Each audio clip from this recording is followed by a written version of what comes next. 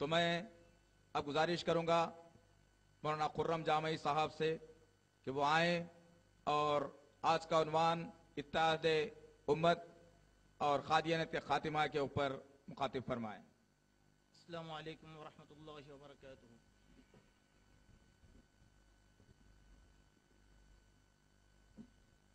الحمد للہ الذی وحدہ والصلاة والسلام علی من لا نبی بعدہ۔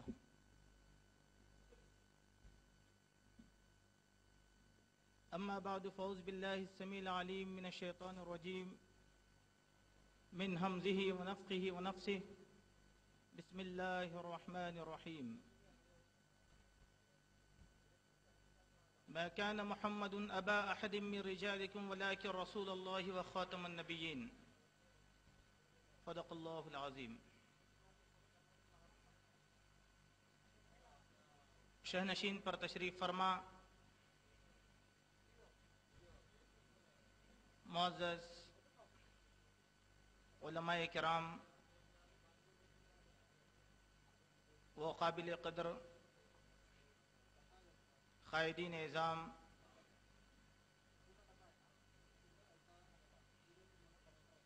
بزرگوں، دوستوں اور بھائیوں، پس پردہ سننے والی میری ماں اور بہنوں، ہر قسم کی تعریف، توصیف، بڑائی، بزرگی، برتری اللہ وحدہ لا شریک کے لیے لائق ہے،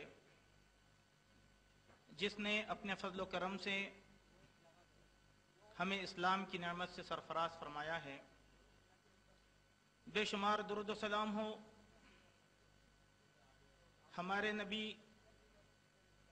محمد رسول اللہ صلی اللہ علیہ وسلم کی ذات مطہرہ پر کہ آپ نے اللہ کا یہ پیغام، یہ دین ہم تک مکمل طور پر پہنچا دیا ہے۔ اس دین میں کسی قسم کی کوئی کمی نہیں ہے اور نہ زیادتی کی کوئی گنجائش باقی ہے۔ جو بھی انسان اس دین میں کمی اور زیادتی کا طالب ہو، وہ انسان اسلام کے دائرے سے خارج ہو جاتا ہے اور اس کا شمار کافروں میں کیا جاتا ہے۔ معزز حاضرین، آج کا یہ اجلاس جو دو عناوین پر مشتمل ہے، ایک امت مسلمہ کے آپسی اتحاد کی اہمیت اور اس اجتماع کا دوسرا حصہ قادیانیت کا تعاقب ہے، انشاءاللہ میں اپنے مختصر سے وقت میں ان دونوں چیزوں کو بیان کرنے کی کوشش کروں گا۔ معزز حاضرین، امت کا اتحاد یہ بہت ہی لازم چیز ہے۔ قرآن مجید نے بڑی سختی کے ساتھ ہمیں متنبہ فرمایا ہے کہ ہم اللہ کی رسی کو مضبوطی سے تھامے رہیں، آپس میں منتشر نہ ہو جائیں۔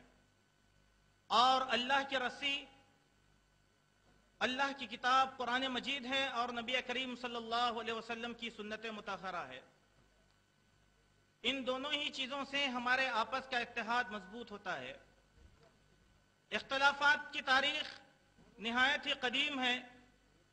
اللہ کے نبی کریم صلی اللہ علیہ وسلم کے انتقال کے بعد خود اہل ایمان کے اندر 5 قسم کے اختلافات جنم لیے تھے، جن میں سب سے پہلا جو اختلافات وجود میں آیا تھا وہ خلافت اسلامیہ کا تھا اور اقتدار کا تھا کہ اب اللہ کے نبی صلی اللہ علیہ وسلم کے بعد قوم اور ملت کی زمام قیادت کو کون سنبھالے گا۔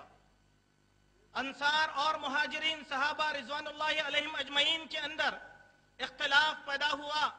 یہ مختلف روایات ہیں، بعض مستشرقین نے ان روایات کو مختلف انداز کے اندر ابھارنے کی کوشش کیا ہے، مگر اصل واقعہ یوں ہے کہ انصار صحابہ نے حضرت سعد بن عبادہ رضی اللہ عنہ کو اپنا قائد اور امت کا خلیفہ تسلیم کر لیا، اور مہاجر صحابہ یہ چاہتے تھے کہ امت کی زمام قیادت مہاجرین کے اندر ہو۔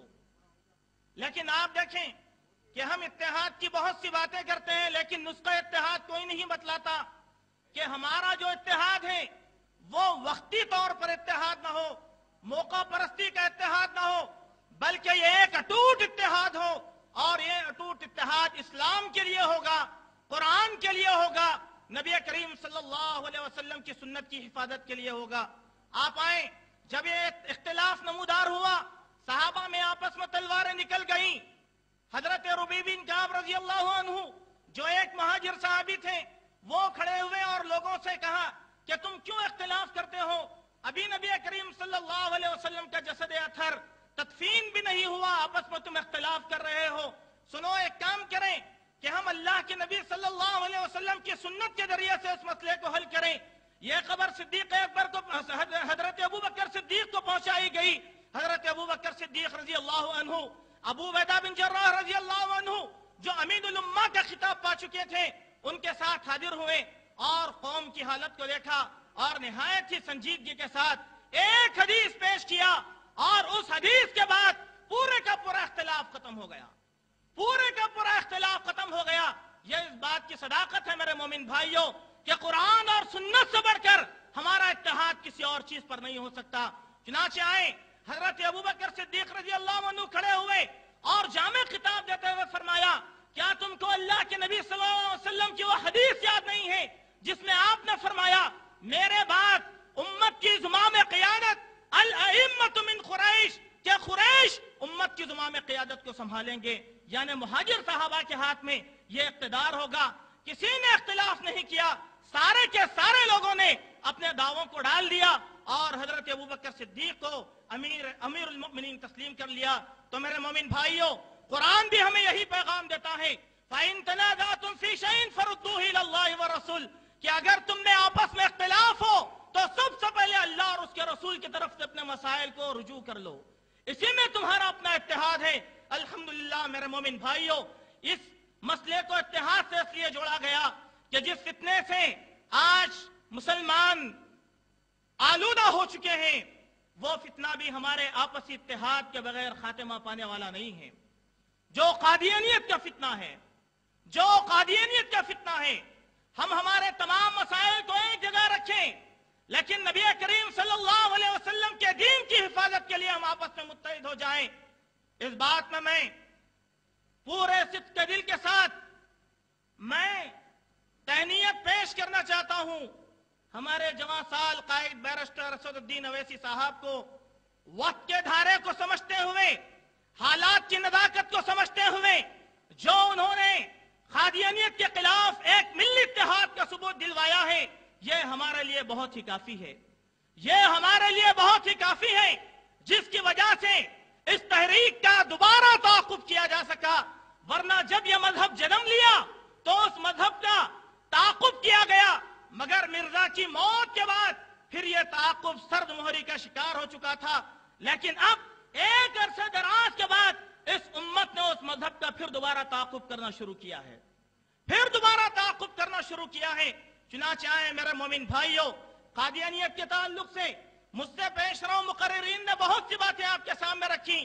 جو باتیں ان سے چھوٹ چکی ہیں میں ان باتوں کو آپ کے سامنے رکھنے کی کوشش کروں گا.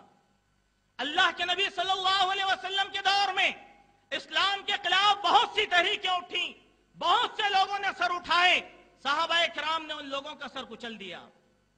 اللہ کے نبی کی موجودگی میں دعوی نبوت کیا گیا.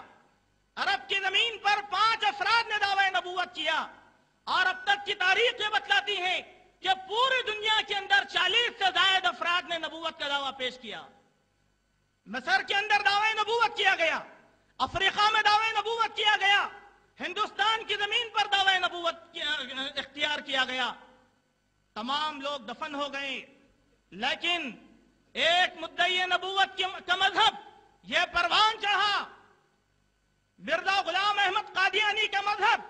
قادیانیت, مرزائیت, اور افریقہ, برطانیہ اور امریکہ میں یہ احمدیت کے نام سے پہچانا جاتا ہے. یہ پروان چڑھا, یہ دبا نہیں, پروان چڑھا, جس کے وجود میں آئے پوری 1 صدی ہو گئی. اب پوری دنیا کے اندر اس کی شاخیں بہت ہی مضبوط ہو چکی ہیں. آپ کو معلوم ہونا چاہیے کہ قادیانیت اتنی معمولی چیز نہیں رہ گئی کہ ہم وعد اور نصیحتوں سے اس کا خاتمہ کر دیں. اس کے خاتمے کے لیے ایک مسلسل جدوجہد کی ضرورت ہے, ایک متحدہ جدوجہد کی ضرورت ہے. دعوت کی شکل میں ہو, اشتہارات کی شکل میں ہو، مناظروں کی شکل میں ہو، ہر لحاظ سے مسلسل اس مذہب کا تعاقب کیا جائے، ورنہ جذباتی نعروں سے تحریک دبنے والی نہیں ہے۔ آپ کو معلوم ہونا چاہیے کہ پوری دنیا کے اندر ان کے جو معبد ہیں، عبادت کی جگہیں ہیں، ان کی کل تعداد 8,000 سے متجاوز ہے۔ 8,000 سے متجاوز ہے۔ دنیا کی 50 سے زائد زبانوں کے اندر ان کا لٹریچر پھیلا ہوا ہے۔ کئی روزنامے یہ نکالتے ہیں، انگریزی میں ان کے اخبارات